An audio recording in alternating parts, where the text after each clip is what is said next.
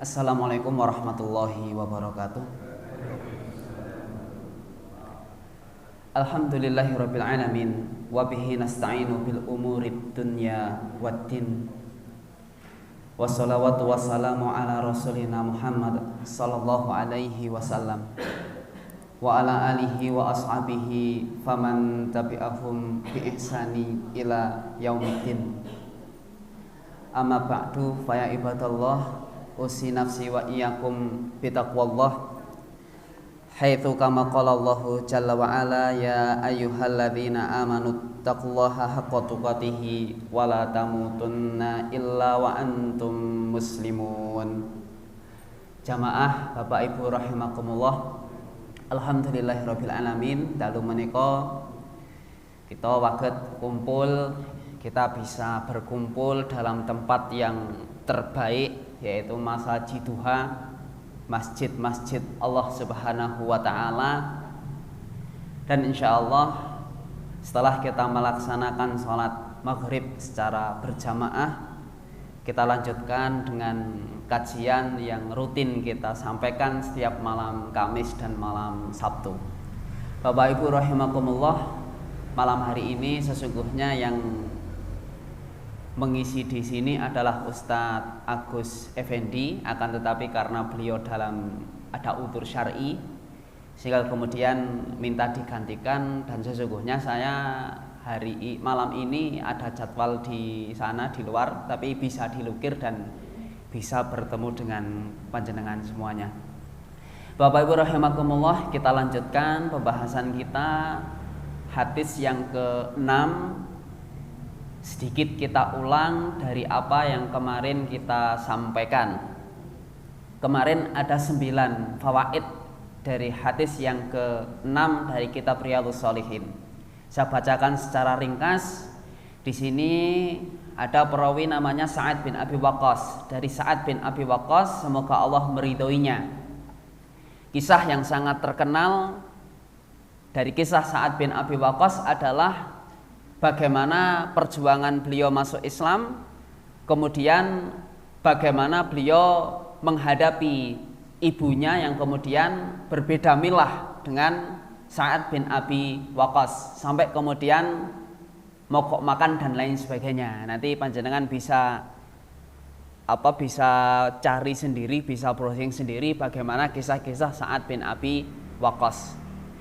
Tapi singkatnya, walaupun kemudian beliau berbeda agama, walaupun kemudian beliau Sa'ad bin Abi Waqqas berbeda keyakinan dengan ibunya, tapi dia tetap baik dengan ibunya. Itu adalah poin yang kemudian bisa kita ambil.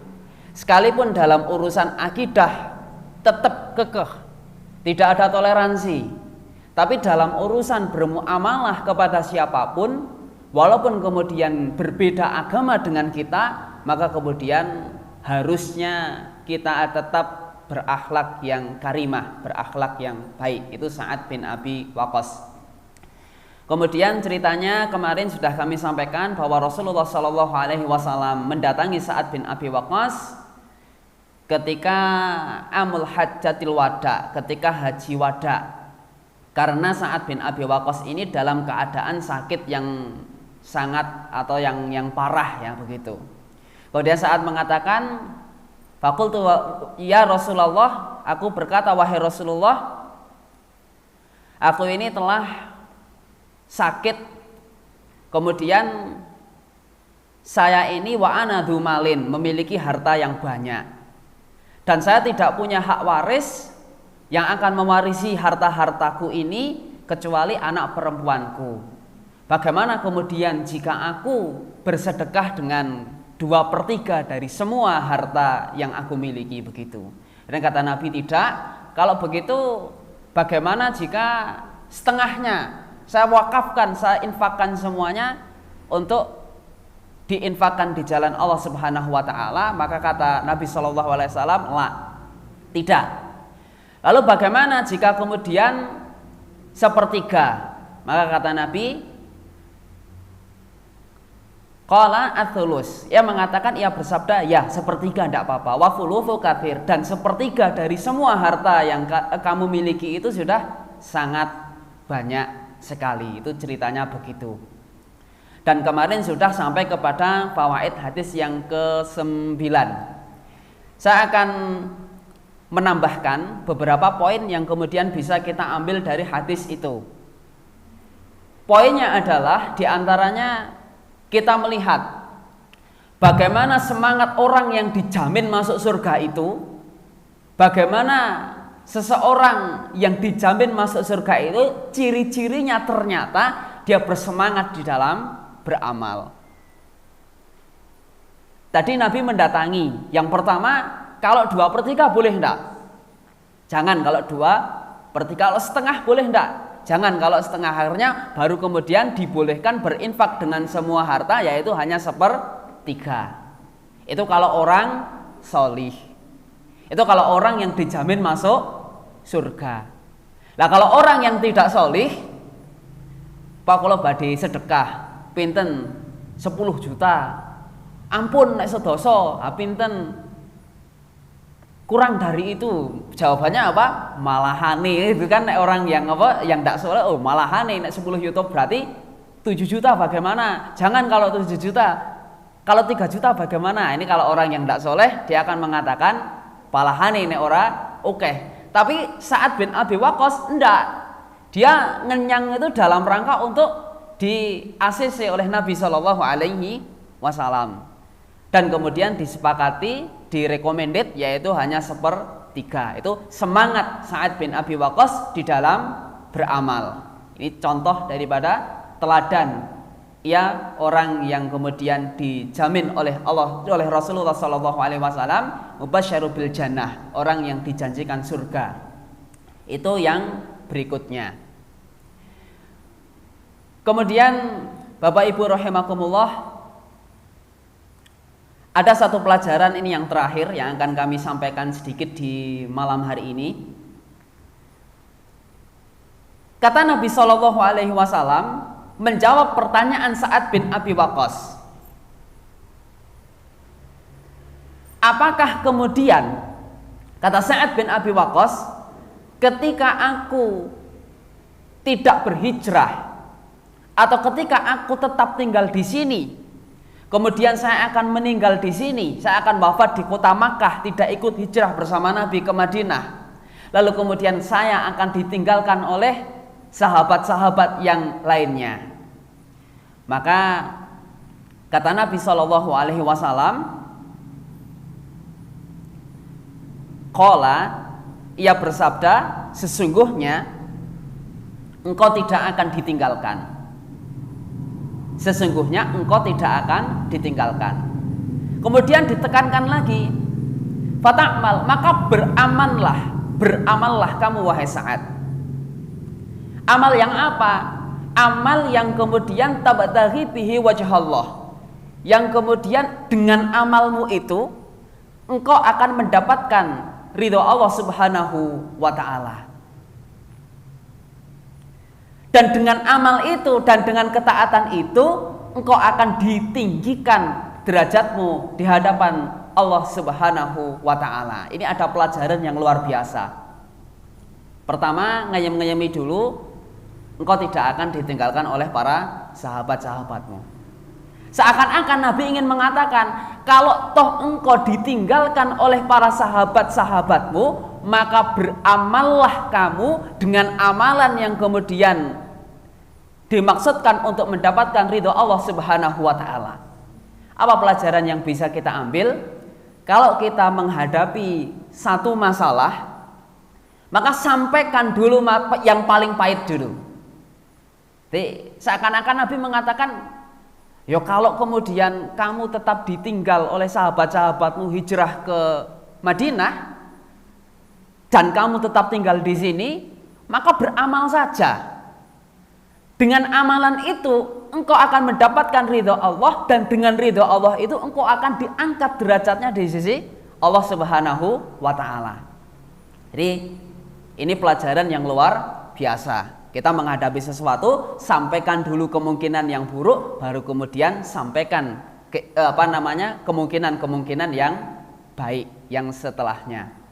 Itu pelajaran yang berikutnya.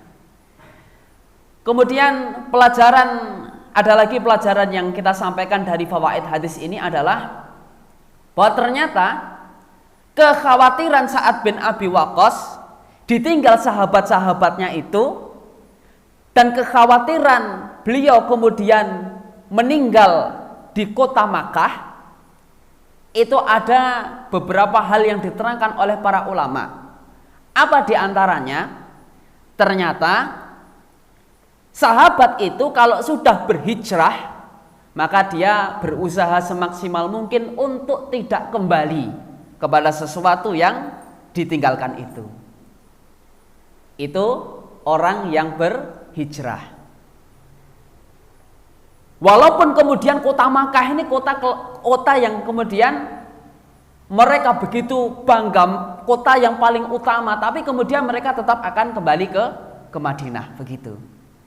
Artinya apa? Ini pelajaran yang luar biasa. Kalau kita sudah berhijrah, apalagi hijrah dari sesuatu yang buruk, maka kemudian sebisa mungkin kita tidak kembali kepada sesuatu yang buruk itu. Ini pelajaran yang terakhir yang kemudian bisa kita ambil daripada kisah Sa'ad bin Abi Waqqas. Dan masih banyak lagi sebenarnya fawaid-fawaid yang perlu kita sampaikan, tapi kemudian akan kita lewati karena poin-poinnya adalah sudah kita sampaikan.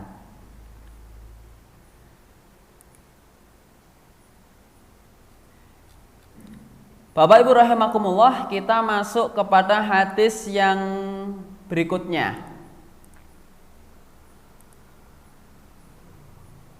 Ngeten nggih. Syarah hadis dari Abu Hurairah. Semoga Allah meridhoinya.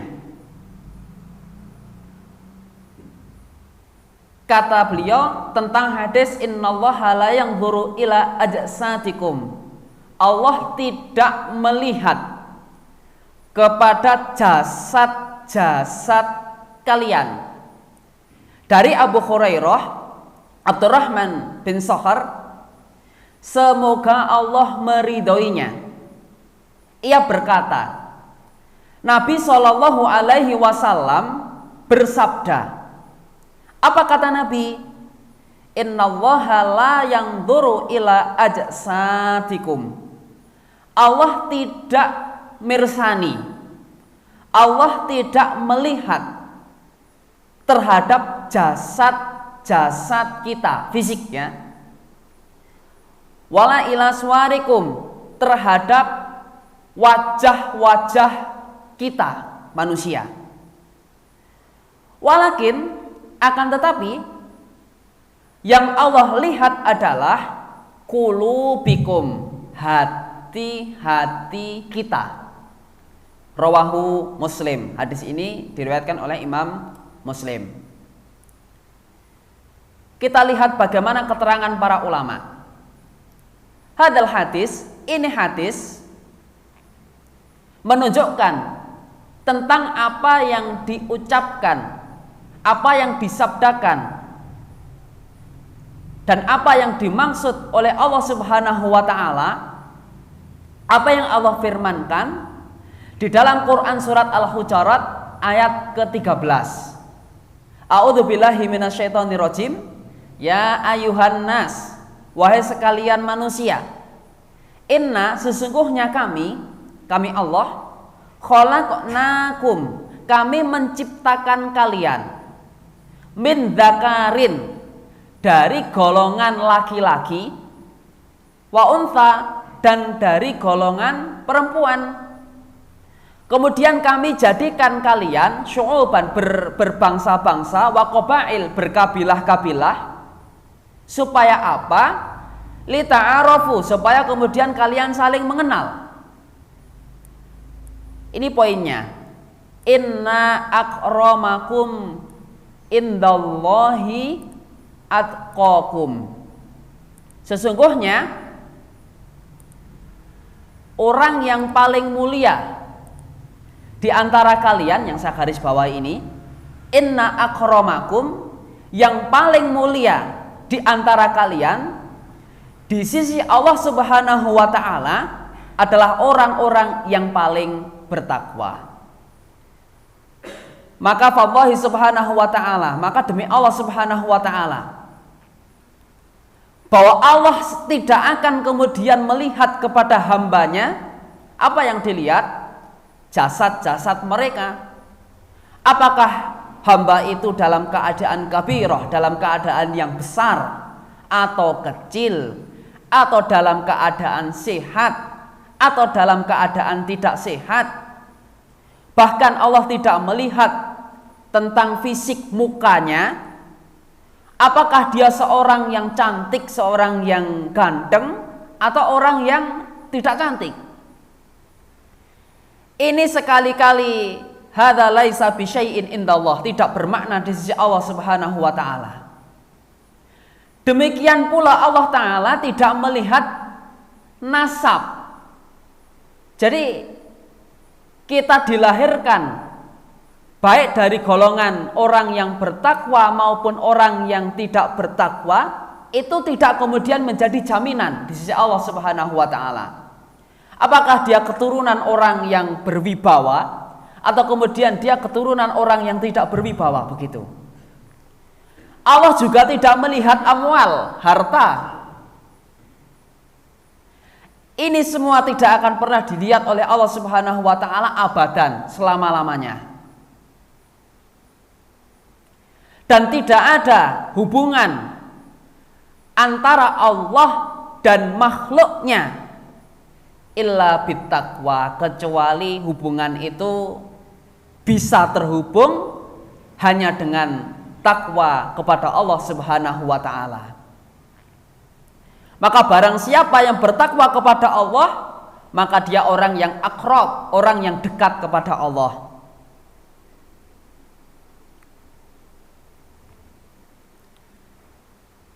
Bahkan kemudian sekali-kali Allah tidak melihat tadi jamal, kecantikan, badan, anak-anak, dan seterusnya dan seterusnya.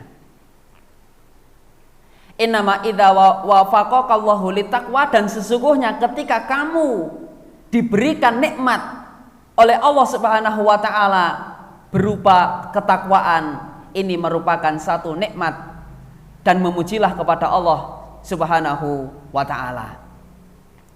Ini keterangan yang pertama. Keterangan yang berikutnya adalah akan tetapi yang dilihat oleh Allah itu qulubikum, apa? Hati-hati kalian. Hati itu apa, Pak? Hati itu di sini diterangkan fal qulub, yang dimaksud dengan hati itu adalah ia yang al-madar. Madar itu sesuatu yang bolak-balik. Itu hati.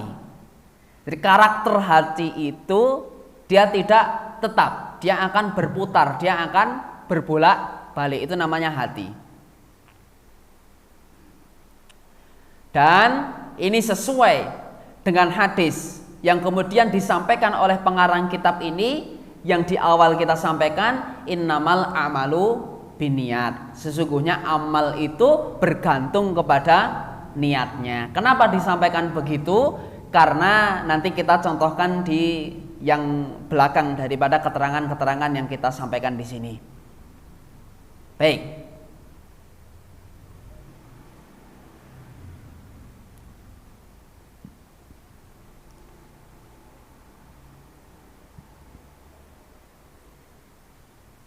Betapa banyak kemudian di sini diterangkan betapa banyak kemudian manusia yang secara zahirnya dia melakukan kebaikan, akan tetapi apa yang dilakukan itu menjadi rusak. Rusak serusak-rusaknya. Kenapa bisa rusak? Karena salah niat. Karena dia tidak memperhatikan urusan hati itu. Fanniyatuh ya usul, niat itu adalah usul. Didapati dua orang dalam satu shaf yang sama, dalam satu imam yang sama, dia sedang melaksanakan sholat. Jadi ada seorang hamba dua orang hamba melakukan sholat. Keduanya ini sama-sama melaksanakan sholat. Yang satu, ya kan? Yang satu dia mendapatkan pahala dan yang satu dia tidak mendapatkan pahala. Bahkan perbedaan di antara keduanya, ada orang sholat, sama-sama sholat, yang satu dia mendapatkan pahala yang banyak, yang satu kemudian sama sekali tidak mendapatkan. Bahkan diterangkan seperti perbedaan antara timur dan barat. Kenapa demikian? Kok bisa wong sholatnya bareng, imamnya juga sama, waktunya juga sama di shaf yang pertama? Karena hati mereka yang berbeda. Salah satu di antara mereka qalbuhu ghafilun, hatinya lalai dari sholatnya. Kemudian yang satu tentu yang sebaliknya. Ini dalam perkara urusan hati. Yang lainnya hatinya adalah hadir, ya kan? Hadir. Dia menginginkan di dalam sholatnya itu untuk mendapatkan ridho Allah, wattiba'u sunnati Rasulillah sallallahu alaihi wasallam, dan menginginkan ittiba kepada Rasulullah sallallahu alaihi wasallam. Kalau yang tadi, yang pertama, ini hatinya hati yang lalai. Bahkan kemudian dia sholat hanya menginginkan perkara-perkara duniawi, tidak kemudian menghadirkan Allah di dalam sholatnya. Ini kisahnya seperti itu. Kemudian penulis membawakan ayat yang sangat kita hafal di dalam Quran surat At-Tariq. Kenapa kemudian kita harus memperhatikan urusan hati? Allah katakan, a'udzubillahi minasyaitonirrajim, innahu ala raj'ihi laqadir. Sesungguhnya yang namanya hari pembalasan atau hari kebangkitan itu, di mana Allah Subhanahu wa taala sangat berkuasa untuk mengembalikan manusia-manusia yang telah dimatikan. Setelah kemudian dibangkitkan, yauma tublas sarair, maka akan dibuka satu persatu dan tidak ada yang lalai. Kita sholat di mana, kita melakukan apa yang kemudian kita baca, apa yang kemudian kita batin dan lain sebagainya. Yauma tublas sarair, hari itu adalah hari di mana kemudian manusia akan dibuka sarair, rahasia-rahasianya gitu. Ini surat At-Tariq. Sehingga apa yang kita niatkan ini sangat berpengaruh dalam menghadapi persidangan ini. Yaitu Allah akan mengabarkan sesuatu yang tidak hanya bersifat zahir saja, bahkan kemudian yang bersifat batin dan seterusnya. Baik. Bapak Ibu rahimakumullah, kemudian di sini dituliskan, karena sesungguhnya yang namanya ilmu itu ada dalam kitabullah, yaitu Al-Quran, dan kemudian ada dalam sunnah-sunnah Nabi Shallallahu Alaihi Wasallam, yaitu Al-Hadis. Dan ilmu itu tidak akan bisa bermakna manakala kemudian tidak didasari pada niat yang benar, tidak didasari pada hati yang benar, begitu. Jadi Al-Quran itu tidak jalan, hadis itu tidak jalan, kecuali ketika hati kita sudah jalan. Karenanya ilmu itu ada ilmu yang bermanfaat, ada ilmu yang tidak bermanfaat. Nah, ilmu yang bermanfaat ini adalah ilmu yang kemudian bisa menjadikan hati kita menjadi hati yang khusyuk. Sebaliknya, ilmu yang tidak bermanfaat adalah ilmu yang hanya sekedar kita hafal, hanya sekedar kita ketahui, bahkan kemudian menjadikan kita semakin jauh dari Allah Subhanahu wa taala, begitu. Ini juga sama ayat Al-Adiyat. Maka perhatikan bagaimana Allah berfirman di dalam Quran surat Al-Adiyat, afala ya'lamu idza bu'thira ma fil kubur. Bagaimana kemudian Allah itu akan membangkitkan manusia dari kuburnya. wa hussila ma fis sudur, dan bagaimana kemudian manusia itu akan dibuka secara satu persatu tentang apa yang kemudian dohir mereka ada dalam mereka beramal. Ini keterangan yang tadi saya sampaikan. Kemudian Bapak Ibu rahimakumullah, yang berikutnya berkaitan dengan hadis ini, penulis ingin menerangkan kepada kita salah satu penyakit hati. Yang pertama adalah syak. Jadi tadi hadis itu menerangkan bahwa Allah itu melihat hati-hati kalian. Apa yang kita niatkan, apa yang kita rasakan, apa yang kita angen-angenkan, itu kemudian akan dimintai pertanggungjawaban. Dan itu murni amalan hati. Dan di antara perkara-perkara yang kemudian merusak tentang amal itu, tentang amalan hati, di antaranya adalah sifat syak. Syak niku napa? Ragu. Ini yang pertama penulis sampaikan.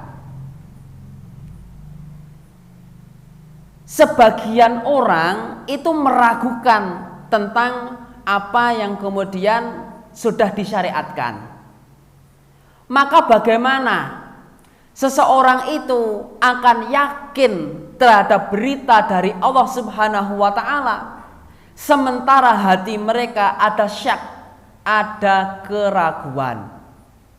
Maka kalau ada keraguan, lihatlah ayat-ayat Allah Subhanahu wa ta'ala. Di antaranya obat bagi orang yang masih ragu dengan syariat, masih tidak percaya kalau syariat berjilbab itu adalah wajib, masih kemudian berpikir ulang tentang syariat-syariat yang sudah digariskan. Maka lihat surat Ali Imran ayat 190, kata penulis begitu. Ada apa dengan Ali Imran 190? Inna fi khalqis samawati wal ardi. Bagaimana Allah menciptakan as-samawat, langit-langit dan bumi. Bagaimana Allah mengatur tentang adanya malam, tentang adanya siang.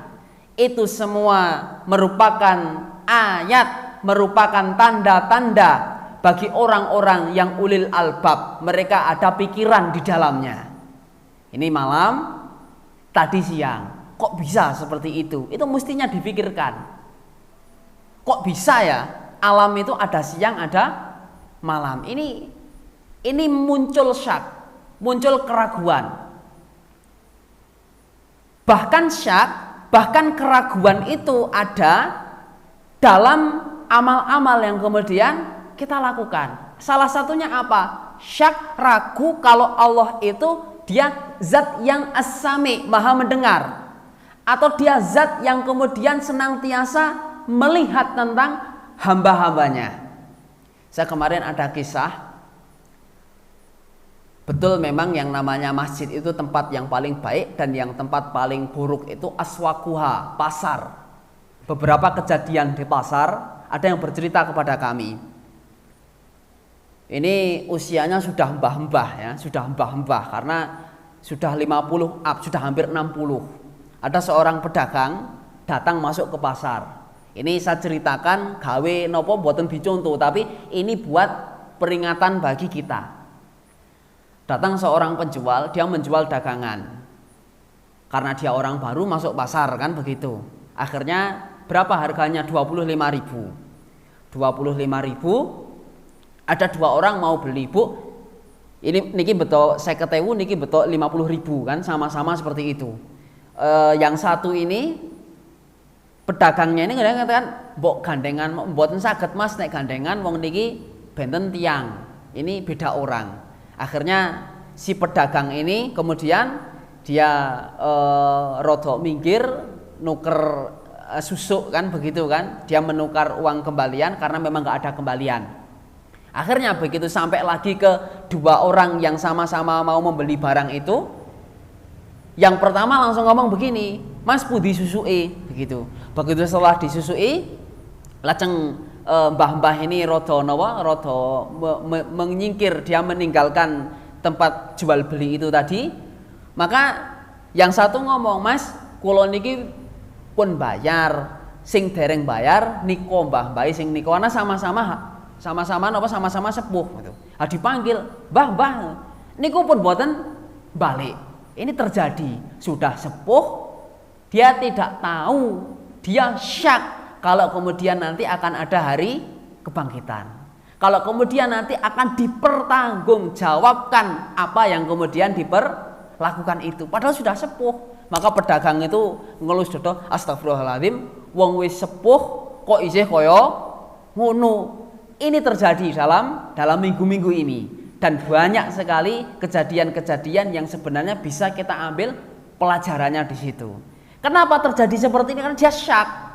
Dia belum yakin, dia belum beriman sepenuhnya, dan dia masih banyak melakukan hal-hal yang kemudian itu melanggar syariat, dan kemudian dia tidak sadar itu akan dimintai pertanggungjawaban di hadapan Allah Subhanahu wa Ta'ala. Padahal gursak dermo pinten mau selangkung, dadi napa burung bayar malah wis oleh duit selawe. Itu kan badi barang isih badi uang dalam urusan dunia nih, kan begitu. Tapi dalam urusan akhirat dia akan menjadi orang yang rugi serugi-ruginya. Ini orang yang tidak bisa bertadabur dengan ayat Al-Quran.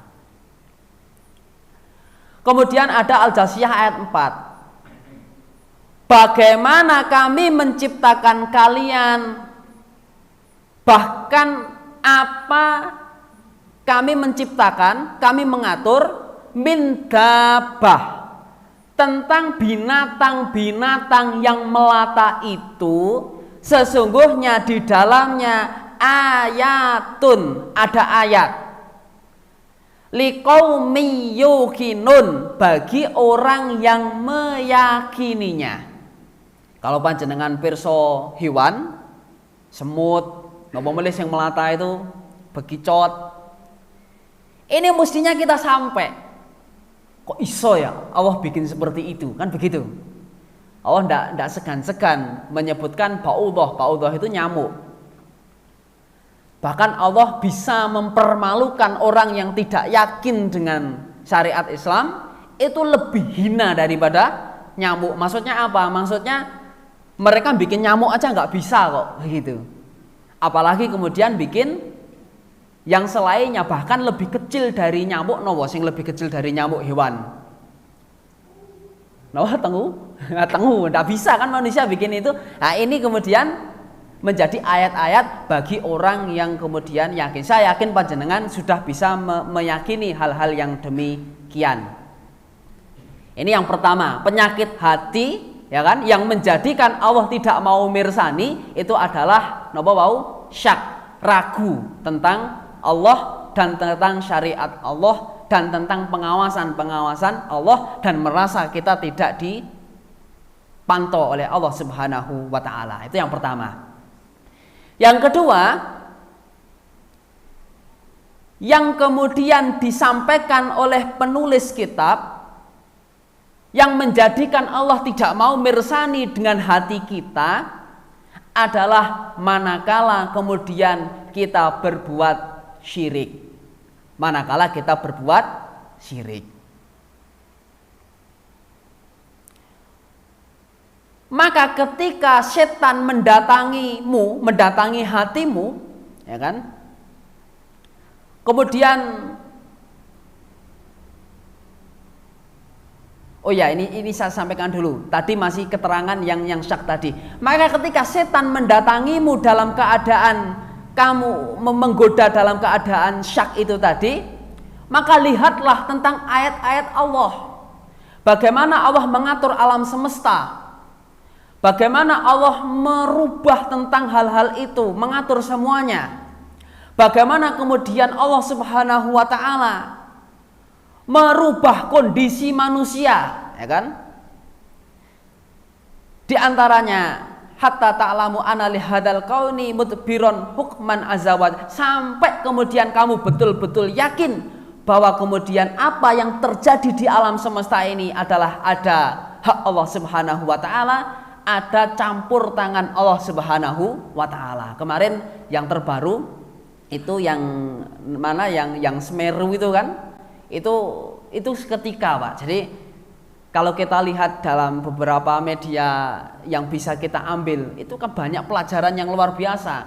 Pagi kita orang nyongko gitu kan, begitu. Tiba-tiba sore dalam keadaan hujan langsung kemudian mereka mendapatkan bencana, dan di pagi harinya mereka tidak tahu, bahkan siang harinya mereka tidak tahu kalau kemudian akan mendapatkan hal yang demikian. Itu merupakan tanda-tanda kekuasaan Allah. Itu merupakan tanda-tanda bagi orang-orang yang beriman. Yang kemudian adalah syirik. Maka perhatikan hatimu. Bagaimana kamu bisa melakukan kesyirikan? Bagaimana mungkin kamu tega-teganya berbuat syirik begitu? Perhatikan, ngomong sama hatimu bahwa sesungguhnya ketika engkau berbuat syirik itu, bahkan manusia, bahkan selain manusia, la yanfa'uni in asaitallah, tidak akan memberikan manfaat ketika engkau bermaksiat kepada Allah Subhanahu wa taala. Ini kata penulis begitu. Ini selalu diingat-ingat dalam hati. Kalau kamu berbuat maksiat, orang lain itu tidak bisa memberi manfaat. Bahkan mereka tidak bisa menyelamatkan hatimu daripada azab Allah Subhanahu wa taala. Bahkan ketika kamu berbuat taat kepada Allah, mereka juga tidak akan bisa untuk memberikan manfaat kepadamu, gitu. Jadi ini satu peringatan terhadap hati manakala kemudian kita digoda setan untuk melakukan perbuatan-perbuatan syirik. Allah itu ketika kita berbuat taat, orang lain, makhluk lain juga tidak bisa memberikan manfaat. Ketika kita berbuat maksiat, kemudian kita diazab, mereka juga tidak bisa menyelamatkan kita daripada azab.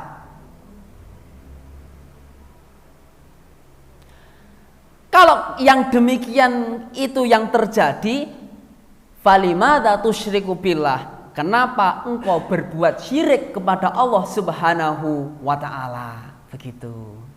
Jadi ini perkataan penulis memberikan peringatan kepada kita bahwa perbuatan-perbuatan kita tentang syirik, tentang maksiat dan lain sebagainya, kenapa engkau bisa melakukan itu? Padahal kemudian ketika itu dilakukan sesungguhnya itu tidak memberikan manfaat dan tidak pula memberikan madharat kepadamu. Bapak Ibu rahimakumullah. Kemudian yang berikutnya,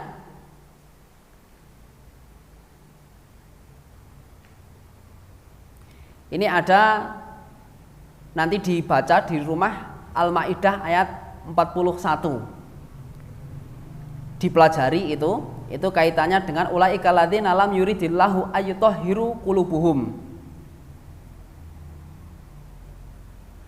Ini nanti dipelajari di rumah sendiri, Baik, ini adalah pelajaran-pelajaran kaitannya dengan masalah yang tadi, bahwa Allah Ta'ala itu tidak melihat jasad kita, tidak melihat harta kita, akan tetapi Allah akan melihat ketakwaan yang kemudian kita lakukan.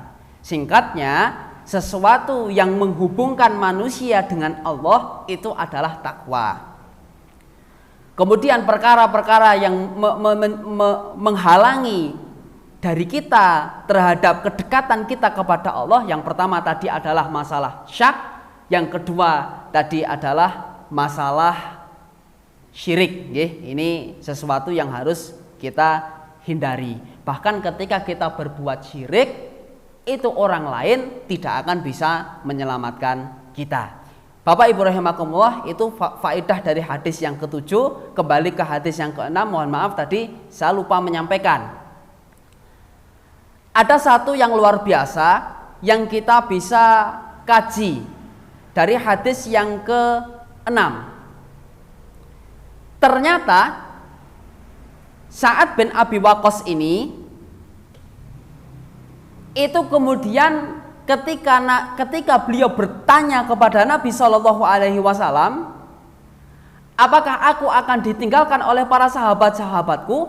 Maka kemudian Nabi memberikan isyarat, engkau tidak akan ditinggalkan, bahkan engkau nanti akan mengalami masa di mana ada orang yang mendapatkan kenikmatan, ada orang yang mendapatkan manfaat darimu, dan ada pula orang yang kemudian mendapatkan kesusahan darimu. Itu kata Nabi Shallallahu Alaihi Wasallam.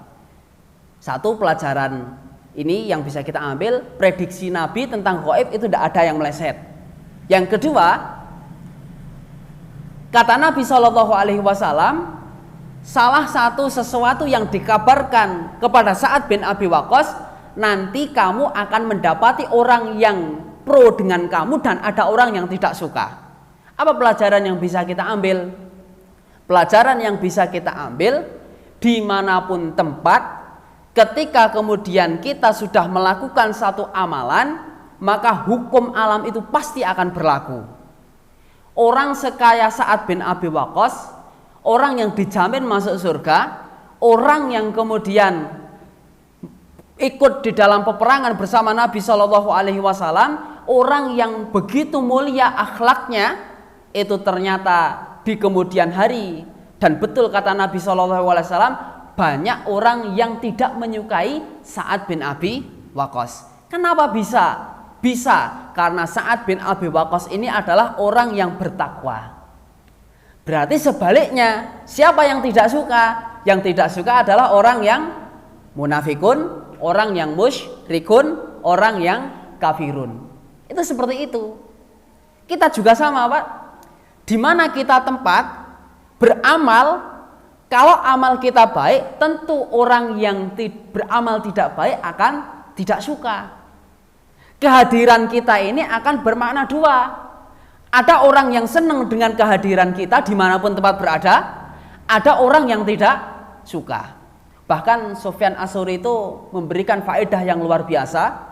Kalau kamu bertemu dengan manusia, kemudian manusia itu dipuji oleh semua makhluk yang ada, artinya semua manusia itu memuji orang ini, maka ketahuilah fa innama huwa su', sesungguhnya dia adalah orang yang su', orang yang jelek. Lah kok bisa seperti itu? Iya, karena sesungguhnya tidak akan pernah menyatu antara hal yang baik dengan hal yang buruk. Kita menyampaikan sesuatu yang baik, pasti orang yang buruk tidak akan suka. Itu sudah sunatullah. Bagaimana Nabi, orang yang terbaik, itu dibenci oleh orang-orang yang ada di sekitar beliau, di orang-orang kafir Quraisy waktu itu.